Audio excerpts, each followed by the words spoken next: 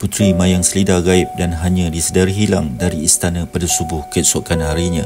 Puteri Mayang Selida adalah seorang puteri yang sangat cantik rupawan dan ibu kepada suku Biduanda di Sungai Ujong, Negeri Sembilan. Sebabkan perbalahan kecil puteri dengan suaminya, Sultan Ali, Puteri Mayang Selida merajuk dan membawa diri bertapa di Gunung Ledang. Asal cerita, Sultan Ali yang merupakan Sultan Johor lama telah bermimpi berjumpa seorang puteri yang sangat indah rupa parasnya di suatu tempat yang mudik air sungainya adalah berat apabila ditimbang. Mimpi ini telah membawa baginda ke daerah jajahan Negeri Johor di Sungai Ujong, Negeri Sembilan. Di sinilah baginda berjumpa dengan Puteri Mayang Selida, berkahwin dan dikurniakan 4 orang anak. Tahun demi tahun, anak-anak puteri sudah meningkat dewasa. Mereka bersepakat membawa diri ke tempat asal bonda mereka yang dijadikan anak angkat oleh Batin Bercanggai Besi di Sungai Ujong, Negeri Sembilan. Salah seorang anak puteri bergelar Bendahara Skudai menjadi figura terkenal di Sungai Ujong dan berkahwin dengan Batin Seribu Jaya. Keturunan Bendahara Skudai inilah digelar Biduanda di Negeri Sembilan, mewariskan tampuk pemerintahan undang luar Negeri Sembilan sehingga kini.